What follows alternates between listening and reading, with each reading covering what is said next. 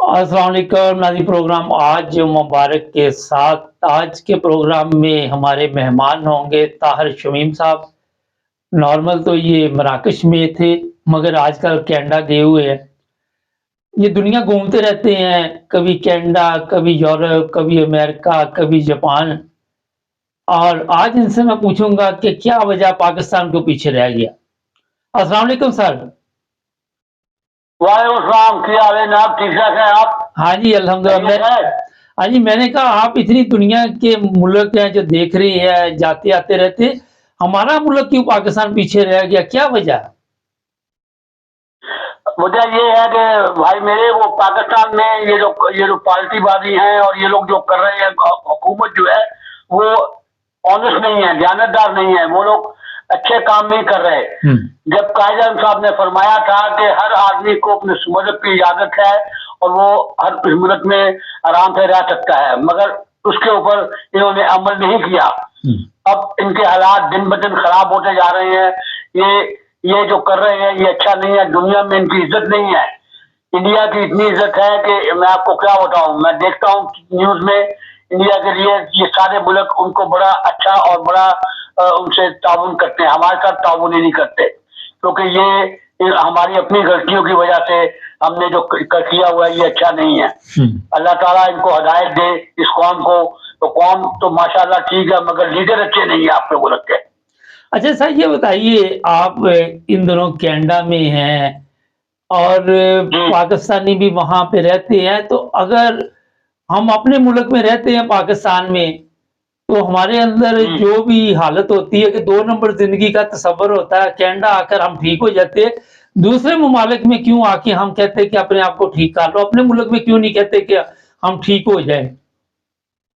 ये वो तो यहाँ भी ठीक नहीं होते आके लोग। अब क्या बात कर, नेचर तो उनकी बदलती नहीं है। बड़ा बुरी तकलीफ होती है। कई बार वो कनाडा को बुरा कहते हैं, तो मैं उनसे कहता हूँ खुदा का खौफ करो। ये मुल्क आपको रिजल्ट दे रहा है, आपको सब कुछ दे रहा है, आप इसी को बुरा कर रहे हैं। मैं आपको शर्म आनी चाहिए। ये गलत बात है। जिस मुल्क में रह रहे हैं, जो आपको सब कुछ देते हैं, आप उसको बुरा करें, ये कोई अच्छी बात नहीं है। गरीब लोग ऐसे नहीं करते, अल्लाह का शुक्र अदा करते हैं और इस कौम के लिए भी दुआ करते हैं। मैं तो इस कौमों के लिए, मेरे वालिद ने मुझे बचपन से कहा था कि बेटा जहां भी कहीं जाओ, जिस मुल्क रहो उसके वफादार बन के रहना, कभी कोई ज्यादती ना करना। मैं तो कभी ज्यादती नहीं करता। मैं बड़े मुल्कों में रहा हूँ, मैं स्वीडन, जर्मनी, बहुत मुल्कों में रहा हूँ। तो इसलिए ये लोग कभी भी चेंज नहीं हो गए बाई नेचर। खुदा ताला इनको हदायत दे, क्योंकि ये मुझे समझ नहीं आती। अक्सर लोग जो गरीब होते हैं वो अपनी भूख नहीं पूरे कर रहे हैं, अपनी भूख पूरी कर रहे हैं। उन्होंने बेचारों ने कभी जिंदगी में कुछ देखा नहीं था। That is a problem. Allah ताला इनको एक नेक अच्छे नेक बनने की तौफीक दे। अच्छा सर, मुल्क के साथ ताउन करें जी। अच्छा सर, ये बताइए कि एक अरसा हो गया आपने मुल्क छोड़ा हुआ है पाकिस्तान, और अब आपका दिल भी नहीं चाहता पाकिस्तान जाने को, जब इस तरह की खबरें सुनते हैं कि वहां के हालात ठीक नहीं? मैं 2 दफा गया था पाकिस्तान भाई। तो मेरे साथ, मैं बाजार से घर जा रहा था तो लड़का आया मुझे मोटरसाइकिल से, कहता अंकल ये एड्रेस बताएं कहाँ पे है। मैंने कहा मुझे तो पता नहीं। उसने गन निकाल के मेरे लगा दी। कहने लगा 2 कुछ निकाल दे। मैं कहा ये ले, आप ले लें। तो चले गए। मेरा लाहौर में मकान है, मैं वहां पे 2 फैमिली रह रही है, मुफ्त रह रही है, मैं कोई किराया नहीं लेता उनसे। मैंने कहा आप यहाँ रहते रहो फ्री में। मैं नहीं जाता पाकिस्तान को। 2 दफा मेरे से वाकया हो चुका है। मेरा दिल ही नहीं करता पाकिस्तान जाने को। नहीं तो आप जब उन्होंने आके गन निकाल ली और कहा कि निकाल दो, तो आपको ये भी खतरा था कि ये फायर भी खोल देंगे? नहीं, मुझे क्या पता। मैंने निकाल दिया पहले। वो पैसे ले, मैंने टेलीफोन दिखाया, कहता ये आपने क्या रखा हुआ है, ये कोई आपको ये टेलीफोन है? तो मैंने कहा जी वापस जेब में डाल दो। वापस जेब में डाल दिया। नहीं, वहां बहुत शरारत है मैं भाई, वहां सुकून ही नहीं है। हर आदमी लूट रहा है। नहीं, उसने मोबाइल वापस के जेब में डाल दिया कि ये बहुत लो क्वालिटी का है। हाँ, ये बहुत वाला मोबाइल है, ये आपने क्या रखा हुआ है? मैं भाई मेरा काम कर रहा है, मुझे मेरा काम हो रहा है, बस ठीक है। तो इसलिए वहां तो बहुत ही काम खराब है यार भाई। वो तो उसका पता नहीं क्या होगा। अल्लाह ताला हिदायत दे कौम को, वरना कौम को क्या किया जाए। और करप्शन बहुत बढ़ गई है, बेहयाई बहुत बढ़ गई है। आपके मुल्क में बेहयाई बहुत बढ़ गई है। आप कितने साल पहले पाकिस्तान को छोड़ के आए हुए? मैं तो पाकिस्तान छोड़ा 1965 में, मैंने पाकिस्तान छोड़ा था। अच्छा, बड़ी देर होगी। अच्छा, उस वक़्त तो पाकिस्तान की हालत कुछ बेहतर नहीं थी आज की निस्बत? इतनी अच्छी थी, मैं आपको क्या बताऊँ। इतने कोई रिश्वत नहीं थी, कोई सुकून था, और हर चीज बड़ी सस्ती थी, और लोग बड़े अच्छे थे, और कोई किसी को मतलब कुछ बात नहीं करता था। शिया भी इकट्ठे बैठे हुए हैं, अहमदी भी बैठे हुए हैं, क्रिश्चियन भी बैठे हुए, सब इकट्ठे बैठ के रेस्टोरेंट में चाय पी रहे हैं। कोई हंगामा नहीं था, कोई कुछ नहीं था, बड़ा सुकून था। अच्छा, बड़ी ये बड़ी चीज थी। अयूब तक आपका मुल्क A1 था। अयूब के बाद जब भुट्टो साहब आए हैं, तो बस आपका मुल्क डाउन डाउन शुरू हो गया बस उसके बाद। अच्छा, ये बड़ी आपने अच्छी बात की कि सारे ही इकट्ठे बैठते थे, दुख-सुख में शामिल होते थे। हाँ, हम तो चाय इकट्ठे पिया करते थे बैठ के रेस्टोरेंटों में। कॉफी हाउस था लाहौर में, कॉफी हाउस, जैलन कॉफी हाउस, पार्टी हाउस, हम लोग वहाँ इकट्ठे बैठे थे, और कोई कुछ नहीं कहता था। सब बड़े सुकून से रह रहे थे, ईमान से। बड़ा अच्छे दिन थे वो लोग, बड़े अच्छे थे। इसका मतलब आपने अच्छे दिनों में पाकिस्तान छोड़ दिया फिर? हाँ, मैं अच्छे दिनों में छोड़ के आ गया था। हम लोग जो बच्चों हमारा ये था कि बचपन से इंग्लिश फिल्में देखा करते थे, उर्दू फिल्में नहीं देखते थे हम। तो हमें शौक था बाहर जाएं, बाहर के मुल्कों में जाकर रहें। हम 3 दोस्त इकट्ठे निकल के आ गए थे, हिच हाइकिंग करके हम लोग वहां से निकले पाकिस्तान से, तो हिच हाइकिंग करके आए हम यूरोप में। अच्छा सर, एक चीज बताइए कि ये जो फिरकाबाजी है कनाडा में भी है? कनाडा में नहीं, इन मुल्कों में कोई बात नहीं कर सकता, कोई किसी के खिलाफ कोई बात नहीं कर सकता, कहीं भी नहीं, कहीं भी नहीं। मोरक्को में भी आप कुछ, मोरक्को में भी मैं रहता हूँ, वहां भी कोई ऐसा मसला नहीं है। तो सिवाय पाकिस्तान के, अफगानिस्तान के, और 2-4 मुल्क है जहाँ ये फिरका अंदाजा है, बाकी किसी मुल्क में कोई नहीं। आप यूरोप में देखें, जर्मनी में देखें, कुछ लंदन में देखें, कोई ऐसी बात कर ही नहीं सकता। ये कौमें इसलिए तरक्की कर गई है जावेद साहब के, ये मजहब के मामले में आपको कुछ नहीं कहते। आप कह रहे हैं अपने मजहब जाके घर में प्रैक्टिस करो, हमारे 8 घंटे नौकरी करो और जाओ घर, और मजहब की कोई बात ना करो। तो हम तो कोई यहाँ मजहब, मैंने यहाँ 30 साल नौकरी की है, कभी कोई मजहब की बात नहीं की थी, और ना वो करते थे, कहते थे अपना काम करो और जाओ, हम मजहब की बात नहीं कर सकते। अच्छा, एक सवाल है, इनकी बड़ी सी बात है। यही एक सवाल, यहाँ से एक सवाल है कि जब आप पाकिस्तान में थे वहां भी कोई मजहबी नफरत नहीं थी बिल्कुल ना? ना ना, बिल्कुल नफरत नहीं, किसी को कोई नहीं पता कौन है। सबको पता कि ये अहमदी है, ये शिया है, ये क्रिश्चियन है। हम क्रिश्चियन लड़की हमारे साथ बैठी थी, चाय पीती थी, कोई मसला नहीं था उस जमाने में। वहाँ पे लोग जाते थे, ग्रिफन जगह थी, ग्रिफन जाते थे, वहां जाकर डांस करो, कोई कुछ नहीं कहता था। कराची में बारें थी, आप जहाँ मर्जी जाके बैठ के शराब पियो, कोई कुछ नहीं सिखाता। अच्छा, सुकून था, मैं आपको क्या बताऊँ। अच्छा, ये बताइए कि मराकश में आपने शादी की हुई ठीक चल रही है? हाँ, शादी की हुई है मैंने, तो वहाँ बड़ी सी औरत है। ये लोग, वहाँ की औरतें, वहाँ के लोग 5 लोग के नमाजी हैं, यंग लड़कियां नमाजें पढ़ती हैं। मैं तो हैरान हो गया देख के कि ये लोग कितने मजबूत लोग हैं, इतने अच्छे लोग हैं। और वहाँ पुलिस वाले के पास गन भी नहीं है, वो बटाल लेकर घूम रहा होता है। वो उस मुल्क में क्राइम ही कोई नहीं है, उस मुल्क में चोरी डकैती का कोई है ही नहीं, कोई सवाल ही। बादशाह का इतना अच्छा कंट्रोल है, बादशाह की इतनी इज्जत वो लोग करते हैं, मैं आपको क्या बताऊं। और हर जगह वहाँ बिजली सहूलत, हर चीज है, सड़कें इतनी अच्छी हैं, सफाई इतनी ज्यादा है कि मैं आपको क्या बताऊं। मैं हैरान हो गया कि यह कैसा अच्छा मुल्क है यार। अच्छा, आपके जो कनाडा के वजीर आजम है वो भी लोगों में घुल मिल जाते हैं, हर मजहब के लोगों में शामिल होते हैं? हाँ बिल्कुल बिल्कुल, और हाँ बिल्कुल बिल्कुल, वो तो हर जगह आते हैं। आप वो हर जगह हर को मिलते हैं। कोई कोई पुलिस हो, कोई इसके साथ देता है, कोई नहीं होता। हमारे यहाँ तो आपके मुल्क में तो, वो मैंने देख रहा था न्यूज में, बता रहे थे वो शॉपिंग करने गया, चेक करने गया कोई आपका वजीर, ये कीमतें बढ़ा तो नहीं थी, तो उसके साथ 7-15 तो बॉडीगार्ड थे, और बड़ी गाड़ी थी। लोग देख रहे थे कि देखो जी ये आया है यहाँ पे, तो इतनी बड़ी गाड़ी है, इतने लोग हैं, तो ये क्या है, ये तो जब बकवास है, ये जब तुमको उनको खतरा है। They are not honest people, उनको पता है कोई मार देगा उन लोगों को, वो अच्छे लोग नहीं है। हमारे जमाने में वजीर बड़े अच्छे हुआ करते थे पाकिस्तान में।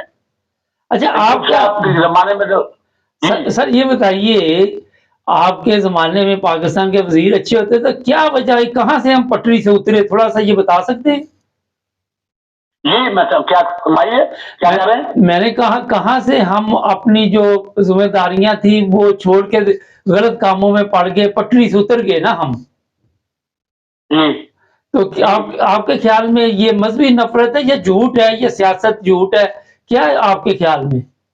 तो मजबूत से आदत है, झूठ है, झूठ बहुत बोलते हैं और सब छोटे गरीब लोग थे, ये ऊपर आ गए हैं, इन्होंने कुछ देखा नहीं, अनपढ़ लोग हैं।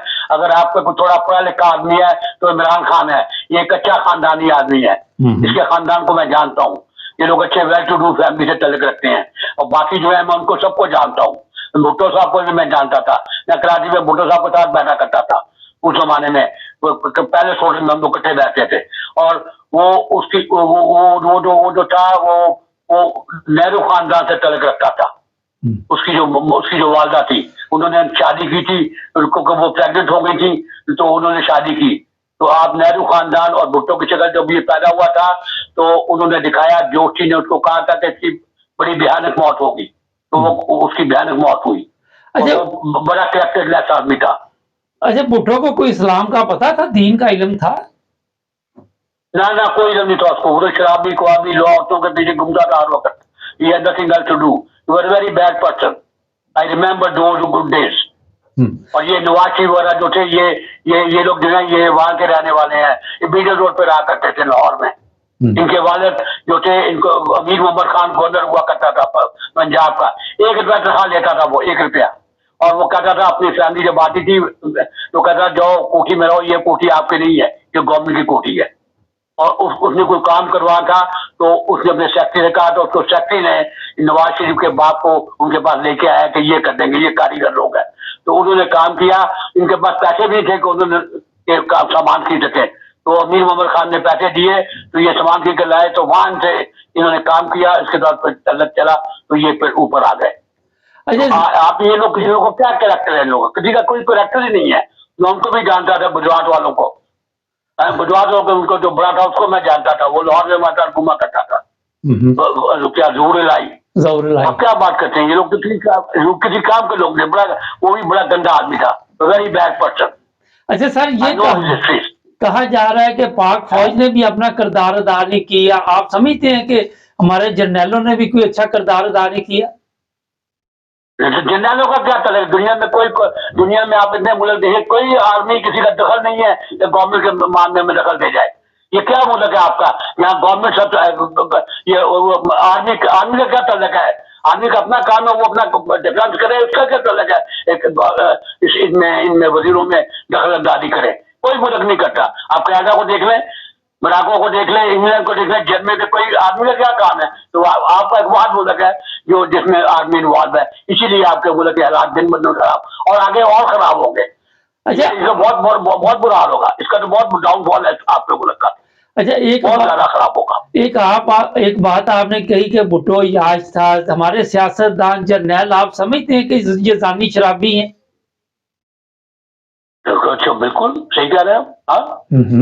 भुट्टो भी कोई सियासत जानता, वो तो ट्राई नहीं उसके बना रहता कभी, तो कुछ नहीं। आप मुझे तो समझ नहीं आ रही क्या होगा, जो का क्या होगा, क्योंकि ये नफरत जो है ना, ये दूर होनी चाहिए।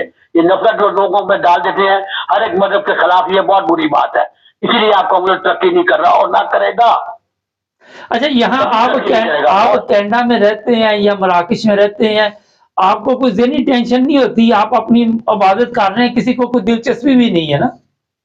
नहीं, कोई कुछ नहीं कर रहा, जो मर्जी करे। मैंने फरमाया ना आपको कि ये करने के आप हार करके काम करें और जाए घर, जो मर्जी करे, जो मर्जी आपका दिल करते रहे, हमें कोई ताल्लुक नहीं है, कोई मुल्क ऐसे नहीं करता जी।